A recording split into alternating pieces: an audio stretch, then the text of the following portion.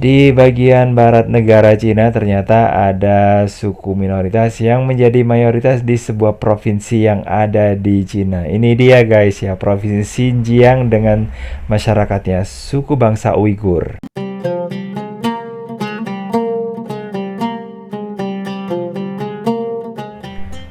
Assalamualaikum warahmatullahi wabarakatuh. Apa kabar semuanya guys? Ketemu lagi di Ensiklopedia Budaya. Oke guys, kali ini saya ajak ke Cina ya untuk melihat gimana sejarah Islam yang ada di bagian barat Cina, yaitu di daerah Xinjiang atau yang dihuni oleh masyarakat Uighur.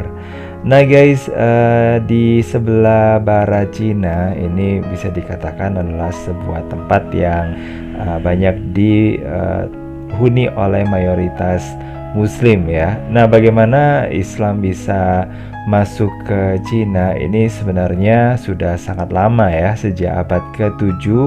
Nah, ini melalui utusan dari Timur Tengah yang kemudian menemui Kaisar Kaocong dari dinasti Tang. Dan pada tahun ini ya guys ya, 2019 ini ada data yang menyebutkan bahwa di Cina sendiri ini ada 1,6% dari total penduduk yang ada di Cina atau sekitar 22 juta orang itu beragama Islam. Nah guys, sejarah di ini ya, Islam masuk ke Cina ini tidak lama setelah kunjungan dari Timur Tengah. Masjid pertama dibangun di selatan pelabuhan perdagangan Guangzhou untuk orang Arab dan Persia yang berkeliling Samudra Hindia dan juga Laut Cina Selatan. Nah guys, selama masa ini para pedagang Muslim banyak singgah di pelabuhan-pelabuhan Cina dan di pos-pos perdagangan jalur sutra ya. Jadi ada dua jalur yang digunakan untuk perdagangan, yaitu jalur darat maupun jalur laut. Nah, kalau untuk jalur daratnya ini juga akhirnya memunculkan banyak komunitas-komunitas atau kota-kota yang bermunculan ya, yang bernafaskan Islam dan kemudian muncul menjadi negara-negara yang mayoritas Islam seperti Uzbekistan, Kazakhstan dan sebagainya. Sementara itu di pelabuhan-pelabuhan, nah ini merupakan tempat untuk jalur sutra melalui jalur laut ya guys ya. Dan kenapa disebut sebagai jalur sutra ya, karena pada awalnya mereka ya melakukan perdagangan itu dengan komoditas paling banyaknya adalah kain sutra.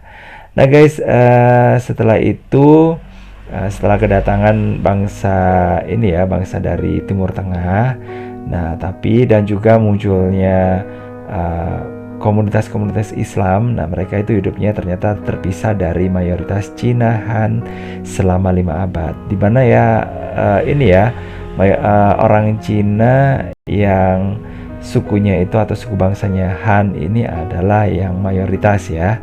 Nah, situasinya kemudian berubah pada abad ke-13 di bawah dinasti Yuan Mongol ketika umat Islam itu kemudian datang ke Cina dan jumlahnya itu cukup besar yang belum terjadi sebelumnya guys.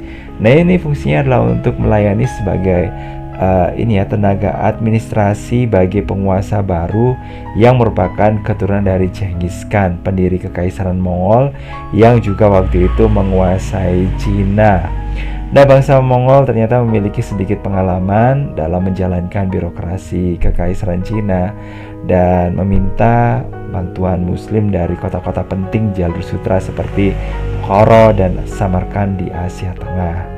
Nah, kemudian mereka itu merekrut secara paksa, mereka lokasi ratusan hingga ribuan orang Asia Tengah dan Persia untuk membantu dalam mengatur kerajaan yang sedang berkembang di Istana Yuan. Nah, pada zaman itu sebagian pejabat memboyong juga keluarganya ya, istrinya dan juga sebagian besar yang lainnya itu melakukan perkawinan ya dengan ini ya, warga setempat, sehingga memunculkan orang-orang yang merupakan keturunan dari ini ya, bangsa dari bangsa Timur Tengah ya, dan juga dari orang lokal. Nah, setelah Genghis Khan ini menaklukkan sebagian besar Eurasia pada abad ke-12, ahli warisnya ini menguasai berbagai bagian benua yang mengarah ke periode kedamaian dan mulai makmur guys, yang belum pernah terjadi sebelumnya. Nah, ini memungkinkan budaya, barang, serta ide berkembang dan bisa saling bertukar ya secara luas, sehingga tradisi budaya Cina dan dunia muslim ini bisa bersatu dengan cara baru ya pada zaman itu. Nah, sekitar 300 tahun berikutnya, ini masa dinasti Ming, Muslim masih terus memiliki pengaruh dalam pemerintahan Cina. Salah satu tokoh dunia bersejarah yang kemudian muncul pada saat itu adalah Zheng He atau Cheng Ho, laksamana Muslim yang memimpin armada Cina dalam perjalanan untuk menjelajahi samudra ya, baik itu di Asia Tenggara maupun Samudra Hindia, dan ini melakukan perjalanan dan hubungan diplomatik juga guys. Jadi gitu ya. Nah, pada abad ke-18 di bawah dinasti Qing yang berlangsung selama sekitar 300 tahun gitu ya, antara 1644 sampai 1911. Nah, hubungan Muslim dan negara Cina mulai berubah. Periode ini mulai terjadi beberapa bentrokan ya, dan antara pemerintah Cina yang berkuasa dengan Muslim ketika negara mencoba mengontrol langsung wilayah tempat mayoritas Muslim tinggal. Nah, bentrokan ini kemudian menandai periode tumbuhnya populasi Muslim dan perluasan wilayah yang belum pernah terjadi sebelumnya. Nah, pada tahun 1949, nah ini akhirnya Republik Rakyat Cina ini terbentuk, yang diketuai oleh Mao Zedong ya, yang dia itu merupakan seorang revolusioner komunis, dan inilah yang akhirnya membuat revolusi budaya pada di Cina ya. Nah, kemudian akhirnya ada pembagian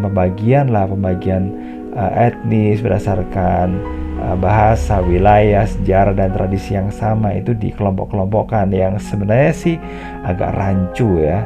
Nah, dari pembagian itu akhirnya ada 10 kelompok yang sekarang diakui sebagai minoritas Muslim. Nah, terus kemudian pada tahun-tahun pertama setelah berdirinya Republik Rakyat Cina, umat Islam itu relatif bisa menikmati kebebasan beragama ya. Tapi pada tahun 1966 sampai 1969 hak Muslim kemudian mulai dirampas, dan masjid-masjid dirusak, salin Al-Quran juga dihancurkan, Muslim dilarang pergi menunaikan ibadah haji, kemudian berekspresi juga dilarang. Dan setelah kematian Mao Zedong pada tahun 1976, komunis kemudian mengadopsi kebijakan yang lebih santai terhadap Muslim. Tapi setelah serangan 9 September, ralat guys, bukan 9 September tapi 11 September. Nah, dengan adanya peristiwa ini, tekanan terhadap Muslim Uighur yang ada di Xinjiang ini kemudian kembali lagi meningkat guys, dan situasi malah menjadi semakin runyam ya ketika tahun 2009. Nah, ini ada kerusuhan etnis antara bangsa Uighur yang mayoritas di Xinjiang ya, tinggal di sana, dan juga suku bangsa Han yang merupakan suku terbesar yang ada di Cina, yang kebetulan tinggal di provinsi itu, saling melakukan bentrokan gitu ya, dan ini terjadi di seluruh provinsi Xinjiang. Nah, sejak itu negara Cina diam-diam meningkatkan pembatasan terhadap pergerakan dan budaya dari suku bangsa Uighur serta kelompok minoritas Muslim lainnya gitu, dan bahkan ini juga menyebar tidak hanya pada suku bangsa Uighur tapi juga pada etnis-etnis yang lainnya seperti suku Hui yang juga menghadapi penindasan hak yang semakin meningkat. Jadi itu aja guys, kenalan kita dengan suku bangsa Uighur yang ada di sebelah barat Cina. Mudah-mudahan di sana masyarakatnya bisa kembali lagi damai, bisa ya rukun lagi dengan ya ini ya dengan negaranya ya dan bisa beribadah dengan aman dan nyaman ya. Oke, saya akhiri. Wassalamualaikum warahmatullahi wabarakatuh. Sampai ketemu lagi di bahasa berikutnya. Bye bye.